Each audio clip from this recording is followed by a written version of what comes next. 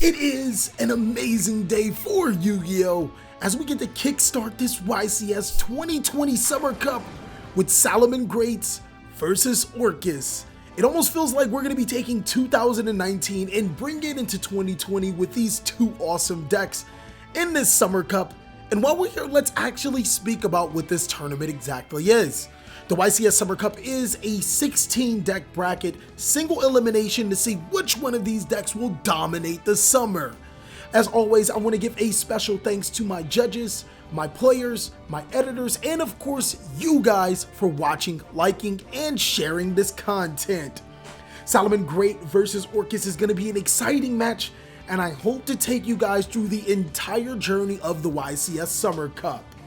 As you guys can see, Salamangreat was able to start off going first, normal summoning Lady Debug and using its effect to be able to add Salamangreat Gazelle from the deck to the hand. They'll now follow up by sending the Lady Debug to the graveyard for a link summon into Salamangreat Baylinks. Baylinks' effect will activate. It looks like Parallel Exceed will trigger its effect as well, special summoning itself to the side of the field, and also special summoning another Parallel Exceed, as well as getting a Salamangreat Sanctuary. Now, this is a small mistake that can be easily overlooked, but when you activate the effect of Parallel Exceed, it must go to where the link arrow points to. The first Parallel Exceed should be right under Baylinks. Now, the reason why this is so negligible is because both Parallel Exceeds will be immediately used for an Exceed summon right into Traptrix Rafflesia, and since we're in Master Rule 2020, we don't necessarily need to abide by arrows anymore. Following up, Salamangreats are going to special summon Salamangreat Mole to their side of the field, and now Mole and Baylinks will be used for a link summon. Of course, that is going to be a link summon into Salamangreat Sunlight Wolf, and then they'll trigger the effect of Salamangreat Gazelle since the Salamangreat monster was sent to the graveyard. Salamangreat Gazelle can be special summoned under Sunlight Wolf using its effect to be able to send a Salamangreat card from the deck to the graveyard. Salamangreat Roar is going to be the card of choice, as now Salamangreats will now be able to get a spell or trap card from their graveyard to their hand when Salamangreat Sunlight Wolf is second summoned. Using the Gazelle for a link summon, they're going to make another Salamangreat Baylinks to their side of the field. And now they're going to trigger the effect of their Salamangreat Sunlight Wolf. It looks like Orcust is going to open up with the DD Crow. And also Salamangreat is going to respond with Traptrix Rafflesia. Now, Traptrix Rafflesia has a unique effect that allows you to send a Trap Hole card that fits the criteria of the card's effect. This time around, it's going to be a Gravedigger's Trap Hole, which is going to stop one of those pesky hand traps that would try to stymie Salamangreat's progress and also inflict 2,000 damage to Orcust. Normally, you want to use that Traptrix Rafflesia's effect to send the Gravedigger's Trap Hole to stop a Nibiru. But this time around, it looks like they're not even going to be scared of the Nibiru, stopping the DD Crow and resolving getting a Gazelle from their graveyards to their hand.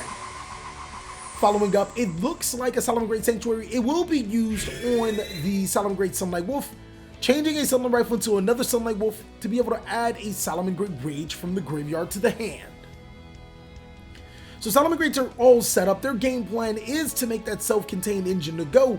It actually has that with its disruption that can easily be recurred from the graveyard to the hand. Sunlight Wolf is second summoned, so they'll be able to gain the abilities of Sunlight Wolf to get that card, and also every time a monster is summoned to where Sunlight Wolf points to, they can obviously get a fire monster from the graveyard to their hand as well, passing it right back to Orcust.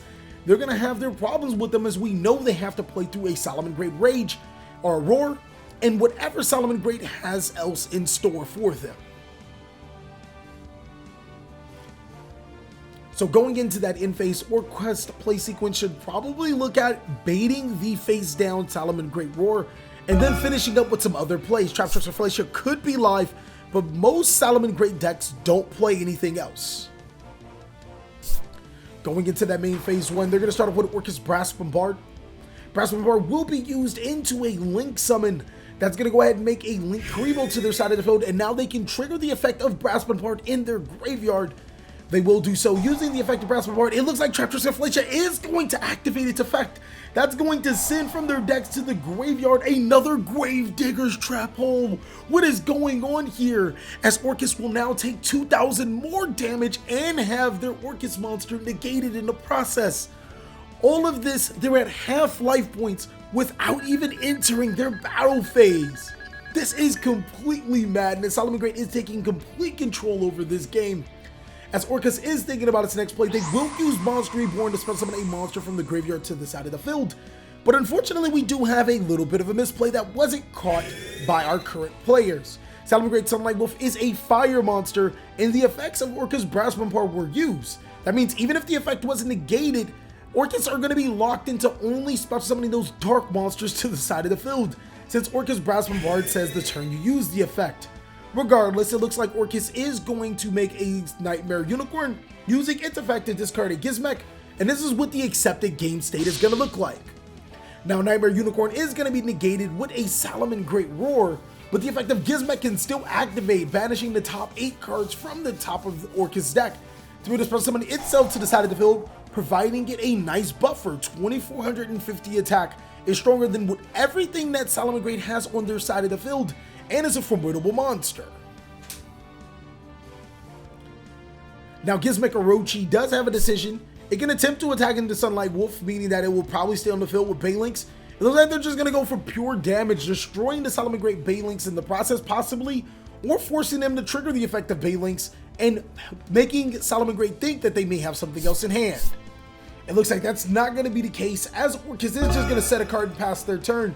It's going to be up to Salamangreats to be able to break this Gizmek Orochi and a card face down. Salamangreat entering their main phase 1, they're going to look over their options. They have the ability to go for some heavy damage. It's only 4,000 life points that Orcust have left. And depending on the face down card, whether it's an infinite impermanence, they're going to need to be able to have resources to play around that. So it looks like they're going to use their Sunlight Wolf into a Link Summon, into a second Sunlight Wolf through the effect of their Sanctuary, activating its effect to be able to add a... No, it looks like they're just going to trigger the effect of Salamangreat Gazelle, special summoning itself to the side of the field and sending another Salamangreat card from their deck to the graveyard. So this is exactly what I meant when I said Salamangreat in a self-contained engine. That Salamangreat Gazelle was recurred through the effects of Sunlight Wolf, and now will be summoned to the side of the field, which can send another card, this time Salamangreat Foxy, from the deck to the graveyard, which will then be recurred again as soon as a monster is summoned under Sunlight Wolf. The effect of Sunlight Wolf will trigger. That's going to add that Salamangreat Rage from the deck, or from the graveyard to the hand, and Salamangreat Foxy is going to be special summoned, discarding a Salamangreat Spinny. Now, both the Salamangreat Gazelle and Foxy will be used for a Link Summon into Update Jammer. Really interesting card piece you got going on there. Sunlight Wolf activating its effect to add the Gazelle back into the hand, so that Rage and Gazelle are back into the hand. And Flame Buffalo is going to be normal summoned. Both Update Jammer and Flame Buffalo will be used into a summon into Transcode Talker, not using the effect of Update Jammer, but using the effect of Flame Buffalo. They'll be able to discard 1 card from their hand and to draw 2 additional cards. Now, I want to keep in mind with you guys that the effect of Flame Buffalo is not cost to discard. You discard the card as a part of the resolution of the effect. So Salamangreat Gazelle was the card of choice. Looks like they didn't need that, as now they'll be able to use the effect of Transcode Talker. Every monster that they have summoned to their side of the field has been Cyberse. They'll spell summon the Update Jammer and then go into Transcode Talker.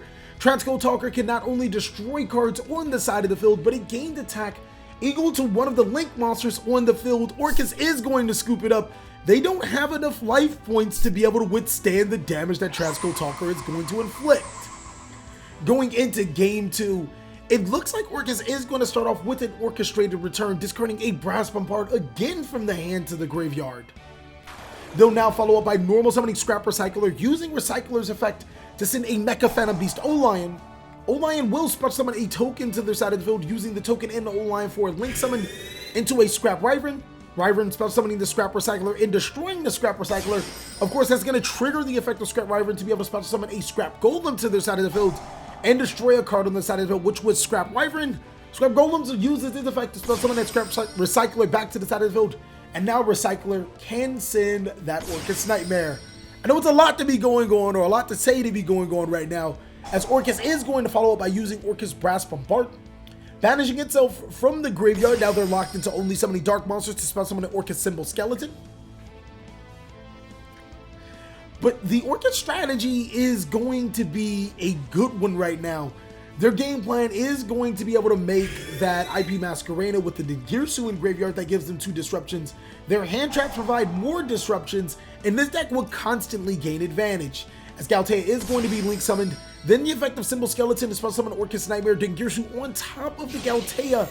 And now it looks like both the Orcust Nightmare and the Scrap Golem into an IP Masquerena. The effect of Orcust Nightmare will be used to send a Dark Machine monster from the deck to the graveyard. Monster of choice is going to be a World Legacy World Wand, using its effect to banish itself to be able to spell summon said monster back to the side of the field. And Orcust Nightmare. And now Orcust Nightmare and Ningirsu being used for a link summon into Galatea again. Galatea's effect will now activate. She can go ahead and shuffle one of those Dark Machine monsters, period, to be able to set an Orcust Babel.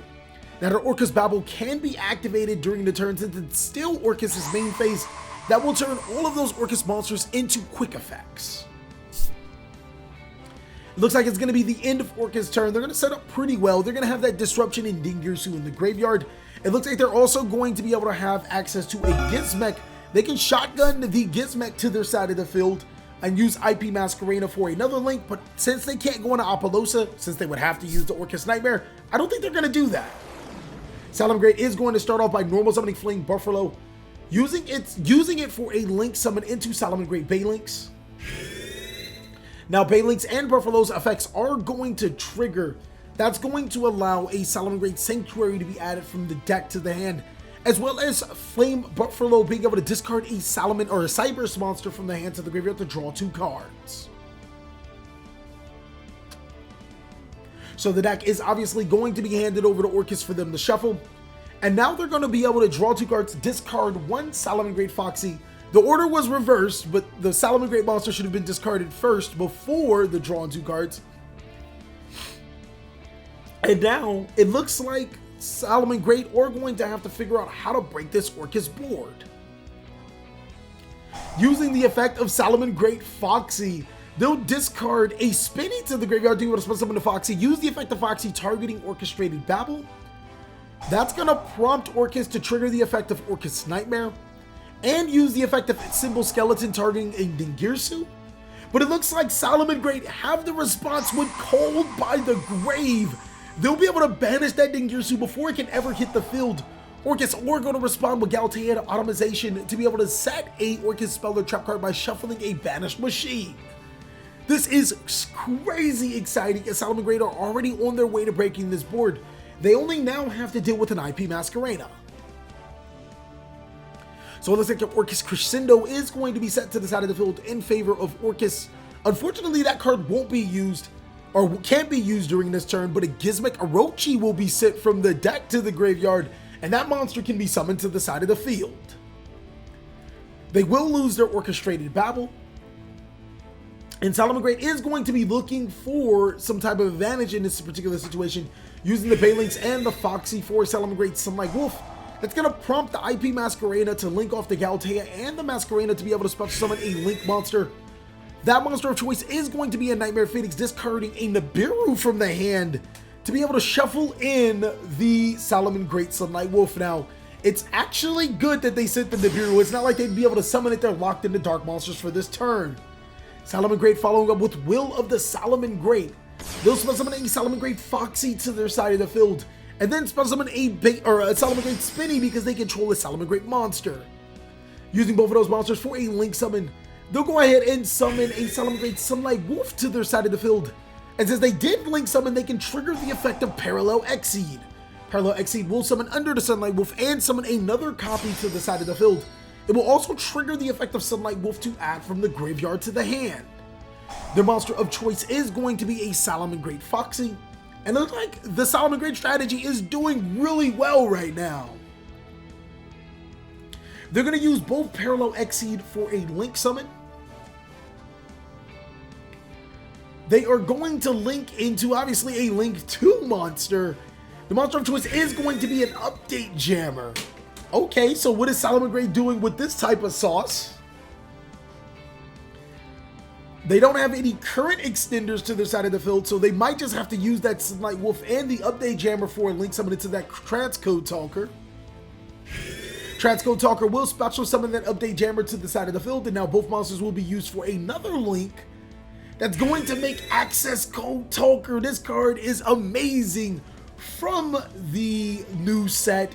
It's going to banish the Transcode Talker to be able to destroy a face down card on Orcust side of the field. It happens to be the Crescendo. Unfortunately for Salamangreats, that Nightmare Unicorn was link summoned using IP Masquerena, so it can't be destroyed. Salamangreat looking over their options. It looks like they want to hit for that additional damage. They're going to enter that battle phase, attack into the Nightmare Unicorn, proceed to attack for a chunk full of damage. Unfortunately, this would not be game, but it is a lot of damage to Orcust life points. Orcust are going to respond by using the Gizmek Orochi in their graveyard. They're going to protect themselves and prepare to win for the next turn, but it looks like it's going to be met by a DD Crow. They are going to take a fat chunk of damage. They're going to be put down into the danger zone. Now that is going to be 7,400 total damage to Orcust life points. Salamangreat probably thought that they had complete game with the DD Crow on the Orochi, but no, it looks like a miscalculation at best would have happened. Orcust are going to live to see another day, but that SS Code Talker is really strong right now. It's 5,300 attack and can destroy opponents' cards. Orcust is going to have to deal with a huge threat that if left unchecked, it can eradicate the rest of their life points. It looks like it's going to go right into the end phase for Salamangreat. No additional cards to be used. They're going to pass their turn right into Orcust. Let's see what they have as a response to this miraculous board, this miraculous setup that Salamangreat was able to amount. Orcust is going to start off with Girsu, the Orcust Mech Knight. They'll be able to send a monster from their deck to the graveyard. Now their monster of choice is going to be Orcust Nightmare. And now they're going to use the effect of Girsu Orcust Mech Knight to spell summon tokens to both players' sides of the field. So Orcust is looking up on this particular situation. They're going to use the token for a link summon into Link Kuriboh. We already know that their Nightmare Phoenix is out of the question. It is in the graveyard. How are they going to beat this 5,300 behemoth? Monster Reborn is going to be followed up, spell summoning Scrap Golem to their side of the field. They haven't used any Orcust effect, but they'll use Scrap Golem to spell summon Scrap Recycler. And now Scrap Recycler's effect will allow them to send a machine monster from their deck to the graveyard. Their monster of choice is going to be a World Legacy World Wand. And those two decks are stacking up really well. I'm at the edge of my seat, I have to say it. This matchup could probably be one of the best matchups of round one. But who's to say the other matchups might be able to trump it? I know what you guys are probably thinking. You're wondering where exactly can you find these deck profiles? I'll leave all of the information down below in the description as well as in the comment section. Orcust are thinking about their next move. They're going to actually use the effect of a World Legacy World Wand. They're going to banish it to be able to spell summon a Dark Machine monster to their side of the field. Their monster of choice is going to be Orcust Symbol Skeleton. And now Symbol Skeleton, it looks like they're going to go into a Link 4 with Girsu Symbol Skeleton, the Link Kuriboh, and the Scrap Recycler. They're going to make a Boral Sword Dragon. Now, Boral Sword Dragon normally is used to go straight up for game. In this particular situation, it looks like Boral Sword will be used to attack over the Access Code Talker.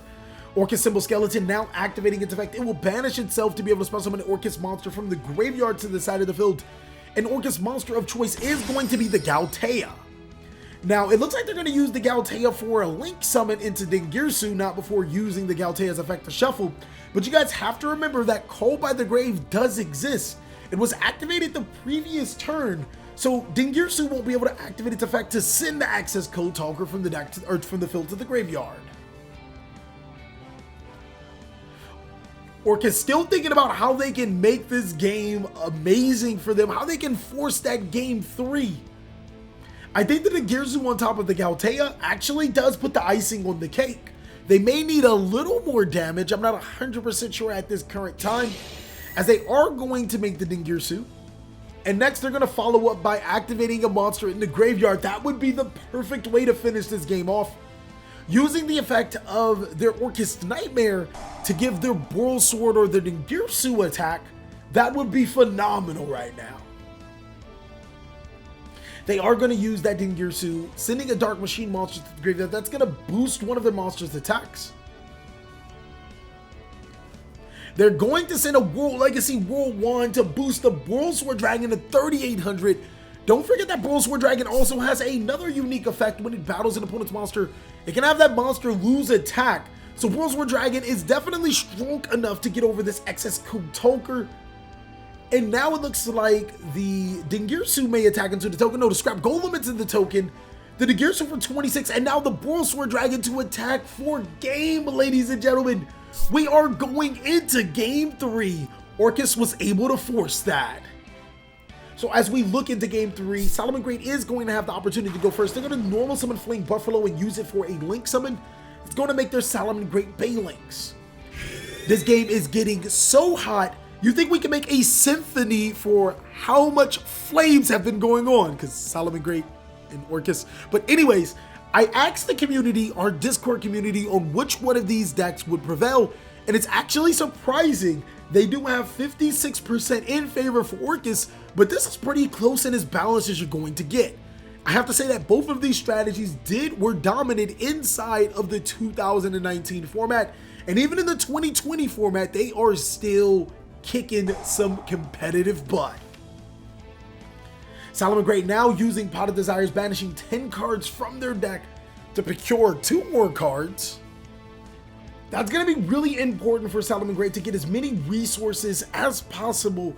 This deck is going to thrive in the early game on getting those critical cards to be able to disrupt the opponent. And of course, that 1-card engine is going to be insurmountable if your opponents, every time they try to get advantage, is going to be disrupted with a hand trap or with one of their important trap cards.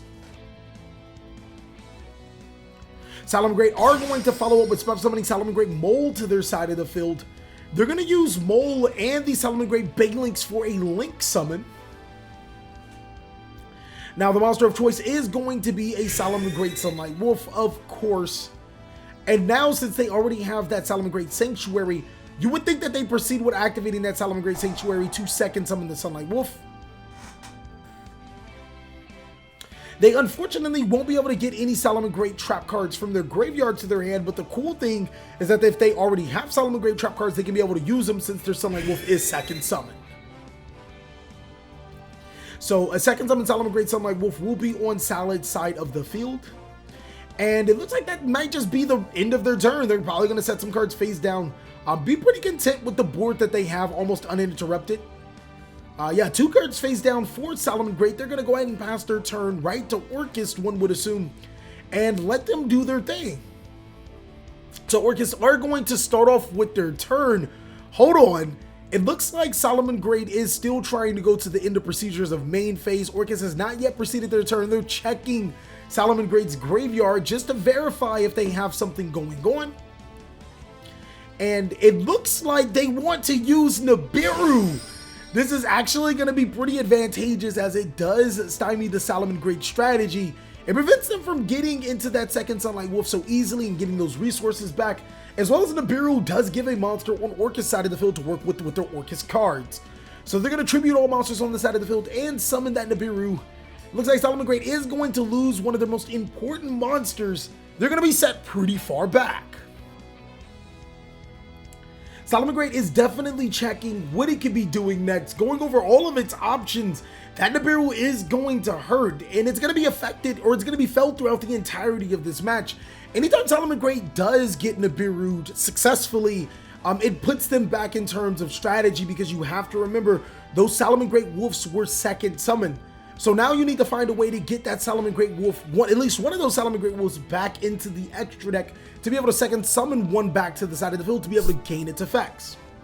Salamangreat are going to proceed with their end phase, going over their extra deck, just making sure that there's nothing to be done. And that's going to be the end of their turn. They're going to pass it right back to Orcust. That Nibiru is looking really strong, and Orcust are looking to take full advantage of this turn. Now Orcust deciding on what they're going to do. They're going to activate in the Lure of Darkness. They're going to get 2 resources themselves and then banish a dark monster. That's going to be the Girsu. That's pretty interesting. Both of these decks are sided, they're locked, and they're loaded. they have the potential to be able to overcome one another with their critical side deck cards if they see them. Orcust seeing a Nibiru to their side of the field, not 100% sure if it was in the main deck, but a Scrap Recycler is going to be a card to follow. That is huge for the strategy. It's going to be met with an Ash Blossom and Joyous Spring. Scrap Recycler's effect will be negated, but it's almost for naught as Orcust still has 2 monsters on the side of the field. Nibiru has almost served its purpose. It can be used with a link with the Scrap Recycler to make Scrap Wyvern. Wyvern can special summon the Recycler, destroy it again to special summon Golem. Golem can summon the Recycler, but no, what is going on? They're entering the battle phase. They're going to attack with the Nibiru into the token. That's going to inflict some damage to Salamangreat, bringing them down to 5,900 life points, and it's going to be into the turn. Now, just doing that only means one thing. Orcust opened the Scrap Golem. That is so unfortunate. They could have had full Orcust combo, potentially an Apollosa and full Orcust combo, depending on how you view it and what other cards are in their hand. But they're going to have to settle for just attacking a monster and passing. That is so unfortunate for Orcust, as Salamangreat now have the opportunity to get back into this game. Salamangreat taking their turn. They're going to need some serious firepower as Nibiru is 3,000 attack. Scrap Recycler does still kind of pose a threat, but I think Salamangreat has already caught on that Orcust must have drawn the Scrap Golem and can't go through a full combo. They're going to use Will of the Salamangreat to spell summon a Salamangreat Sunlight Wolf to their side of the field. And Sunlight Wolf won't exactly get rid of the Nibiru, it won't do exactly what they're looking for. So they're probably going to be looking to link it off into bigger play sequences to be able to have a better port themselves. Thinking about this next play, I actually want to talk to you guys about Imperium Duelist. If you guys are liking the mat, the sleeves, and whatever, we are sponsored by Imperium Duelist. Use the code CaliEffect 10% off. They get 10 off on your entire purchase. Salamangreat going with the nasty. They're going to normal summon Ash Blossom and Joyous Spring. Use it for a link summon into Salamangreat Heat Leo. And then use the effect of their Salamangreat Sanctuary to second summon a Heat Leo to their side of the field. Now, Heat Leo can make the attack of one monster on the field 0. You guys should already know what they're going after. They don't want that Nibiru on the side of the field. It looks like this game is going to be decided by who can outgrind who. And Salamangreat just took a huge advantage right now, turning that Nibiru to 0 attack. That will allow them to be able to attack over it and gain field advantage. Now it looks like Salamangreat Mole will attempt to activate its effect, but Mole can only activate when there are no monsters on the field. Salamangreat quickly realizing this, or Orcust pointing it out. They're going to put the cards back into the graveyard and attack for 2,300 damage over the Nibiru, set another card face down, and pass their turn. It looks like it's going to be up to Orcust to try to break this Salamangreat Heat Leo board. With 3 face down cards, this could get really problematic. Let's see and confirm if Orcust actually drew the Scrap Golem. They're going to tribute the Scrap Recycler for Scrap Golem. That is definitely a hard brick. They're going to attempt to use the effect of Scrap Golem to be able to special summon a monster to their side of the field. And Scrap Golem is actually going to be met with a Salamangreat Roar. That's going to negate the effect of Scrap Golem and destroy it. It's going to put Orcust back really far back. They're going to not only lose their normal summon, they're going to lose their ability to go in full Orcust combo. 1 card face down is all they have. Passing it right back to Orcust. This is a dogfight. We are going into multiple turns where both of these decks can't get into their combo consistently. They're going to rely on their big monsters to decide the match for them. As Salamangreat does have that 2,300 attack Heat Leo, they're going to follow up with a Salamangreat Foxy. Foxy's going to find a Salamangreat Rage. That is exactly what they needed. Another disruptor card to prevent Orcust from getting back up. They can destroy up to 3 cards on the side of the field since Heat Leo is second summon. This is looking really good for Salamangreats right now, but do not discount Orcust. This deck has so many combos out the wazoo, I could not say that it's a terrible deck. Inflicting 3,300 damage this time to Orcust. That's going to bring them to a lowly 2,400 life points left. Orcust taking their turn. They're going to need to get over a Salamangreat Rage.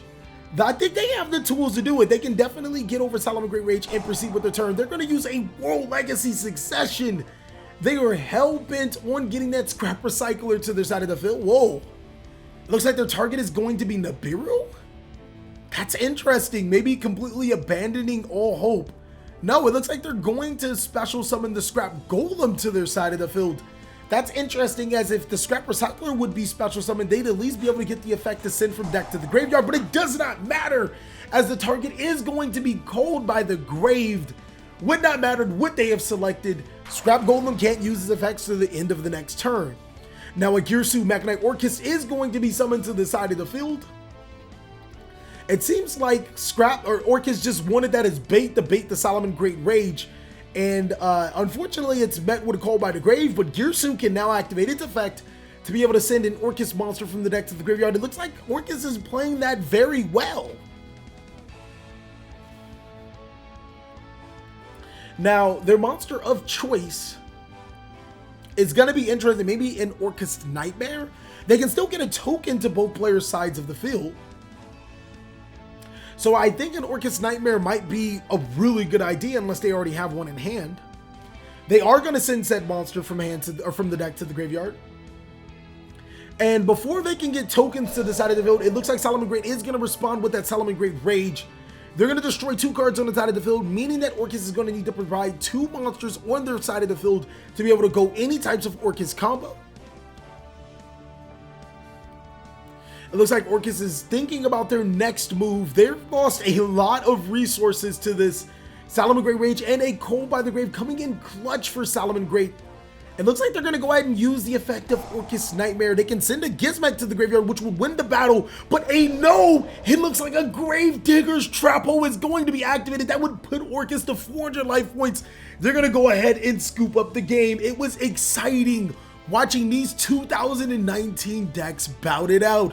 Which matchup are you excited for next? Which one of these decks do you want to see in the finals? What are these mystery decks? We have so many questions as we enter the YCS Summer Cup 2020. As always, thank you guys so much for watching another segment of the Cali Effect. I really hope you guys have been enjoying these videos. Again, I hope you guys are staying safe and having an amazing day, as I will soon.